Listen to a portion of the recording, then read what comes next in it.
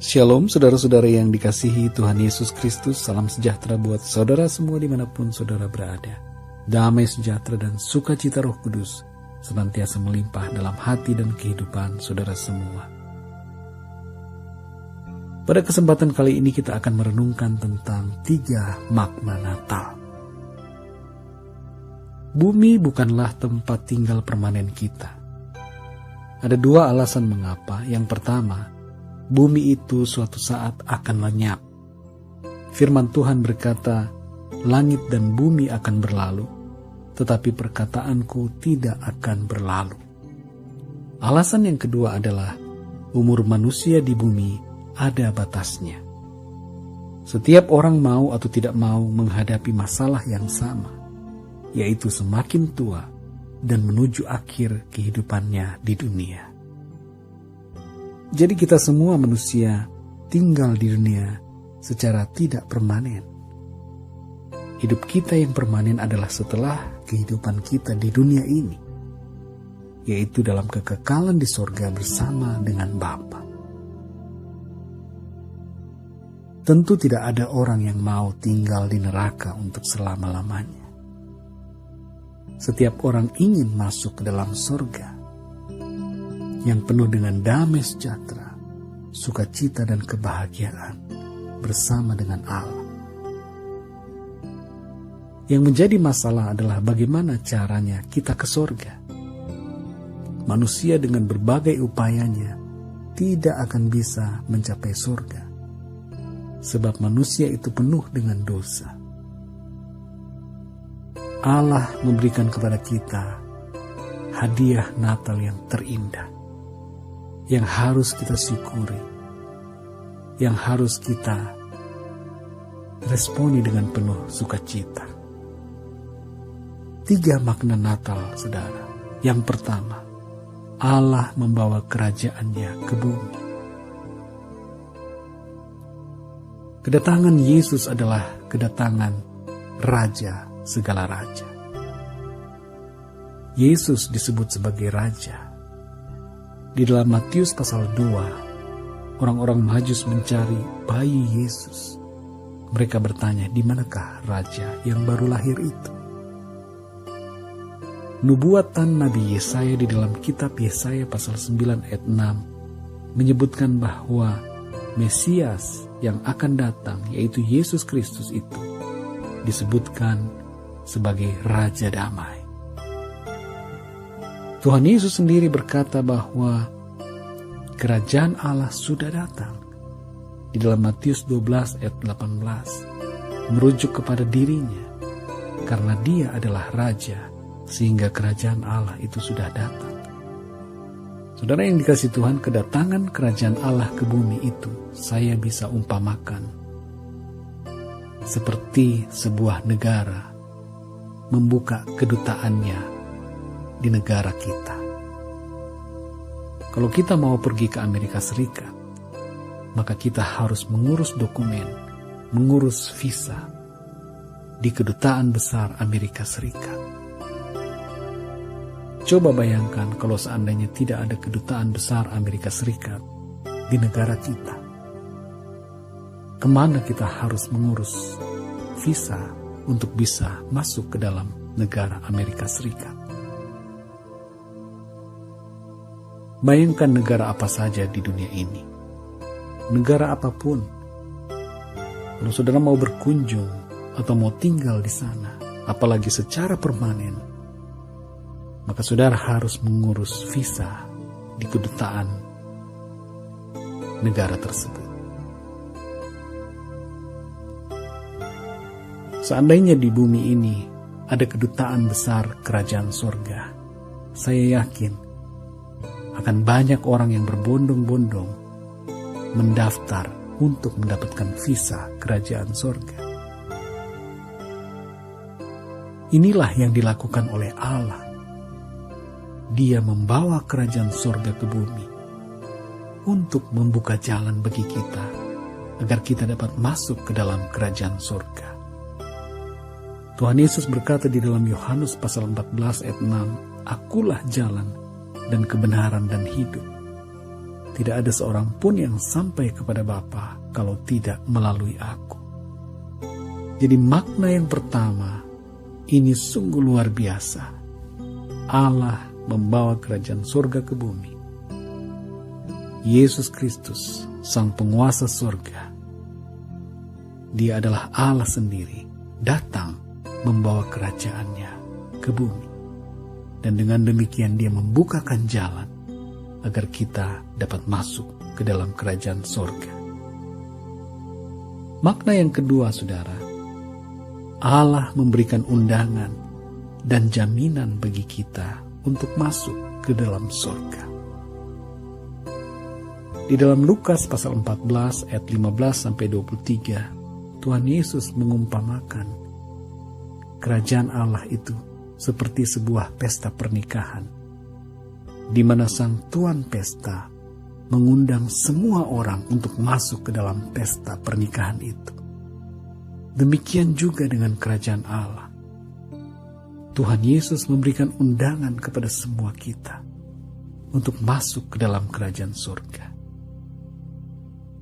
Ibrani pasal 7 ayat 20 di situ disebutkan bahwa Yesus adalah jaminan bagi kita. Dia tidak hanya sekedar memberi undangan, tetapi Dia juga menjamin kita agar kita bisa masuk dan hidup di dalam kerajaan surga secara permanen, kekal untuk selamanya. Kalau saudara mau masuk atau mau pergi ke sebuah negara, maka saudara membutuhkan undangan dari seseorang yang ada di negara tersebut. Entah itu institusi, perorangan, siapapun yang menjadi warga negara di negara tujuan saudara. Terlebih kalau saudara punya tujuan untuk tinggal secara permanen, maka saudara harus mendapatkan undangan serta jaminan, izin dari penguasa. Nah, ini saudara yang luar biasa dari Allah kita. Dia memberikan kepada kita undangan dan juga jaminan agar kita bisa masuk dengan pasti ke dalam kerajaan surga. Dia menjamin sepenuhnya, bahkan Dia membayar semuanya dengan lunas. Di dalam Yohanes 14 ayat 2, di situ dikatakan bahwa Yesus menyediakan bagi kita tempat tinggal di dalam kerajaan surga. Sungguh luar biasa, saudara yang dikasihi Tuhan. Allah memberikan undangan dan jaminan bagi kita agar kita bisa masuk ke dalam kerajaan surga. Makna yang ketiga, saudara, Allah menunjukkan nilai hidup kerajaan surga. Di dalam Yohanes pasal 15 ayat 12, Tuhan Yesus berkata, inilah perintahku kepadamu, yaitu supaya kamu saling mengasihi, seperti aku telah mengasihi kamu. Jadi nilai hidup kerajaan surga adalah mengasihi. Nilai hidup kerajaan surga adalah kasih. Kasih adalah yang terutama. Saudara dan saya dikehendaki oleh Tuhan untuk saling mengasihi. Tuhan Yesus berkata, kasihilah musuhmu. Kalau kita hanya mengasihi orang-orang yang mengasihi kita, apakah kelebihan kita daripada orang-orang yang tidak benar? Kalau kita mau menjadi sempurna, ikutilah kehendak Allah. Nilai-nilai hidup kerajaan surga, yaitu mengasihi sesama tanpa memandang orang itu siapa. Apakah dia kawan atau lawan? Apakah dia sahabat atau musuh? Kasihi semua orang dengan kasih Kristus. Kalau saudara pergi ke sebuah negara, maka saudara akan mengalami culture shock atau shock budaya. Tapi secara perlahan saudara akan beradaptasi dengan nilai-nilai dan budaya di negara itu. Kalau kita mau menuju kepada kerajaan surga, maka latihlah hidup kita untuk memiliki nilai-nilai kerajaan surga. Kita akan menjadi pribadi yang cocok untuk hidup di dalam kerajaan Allah. Saudara yang dikasihi Tuhan, 3 makna ini biarlah menjadi berkat dan kekuatan bagi kita. Yang pertama adalah Allah membawa kerajaannya ke bumi. Dia membuka jalan bagi kita untuk ke surga. Yang kedua adalah Allah mengundang dan menjamin kita untuk masuk ke dalam surga. Dan yang ketiga adalah Allah menunjukkan nilai-nilai hidup kerajaan surga. Filipi 3 ayat 20 berkata bahwa kewargaan kita adalah di dalam surga. Saat ini kita hidup di dunia, tetapi ada saatnya nanti kita akan kembali ke surga. Dan itu kita rindukan, kita nantikan dengan sungguh.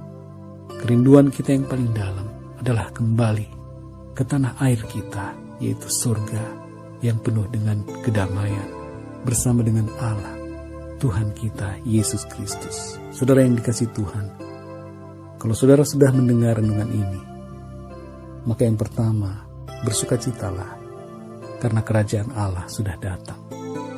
Yang kedua, saudara, terimalah undangan dan jaminan dari Allah buat saudara untuk masuk ke dalam kerajaan sorga dengan cara mengimani Dia, menerima Tuhan Yesus Kristus di dalam hati saudara, percaya kepadanya sebagai Tuhan dan Juru Selamat saudara. Yang ketiga, saudara, hiduplah sesuai dengan kebenaran.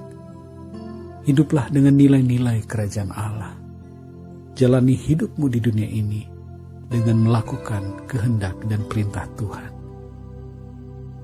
Saya berdoa agar saudara senantiasa diberikan kekuatan oleh Tuhan, dipimpin oleh Roh Kudus, dan biarlah kebenaran-kebenaran firman Tuhan ini yang sudah saudara dengar terus termeterai dan berbuah-buah di dalam kehidupan saudara setiap hari. Kalau saudara mendengar suara panggilannya pada hari ini, janganlah keraskan hatimu. Responilah firman Tuhan dengan datang kepadanya, menerima Tuhan Yesus sebagai Tuhan dan Juru Selamat saudara. Puji Tuhan saudara, Tuhan Yesus memberkati, dan sampai jumpa dalam renungan berikutnya. Haleluya.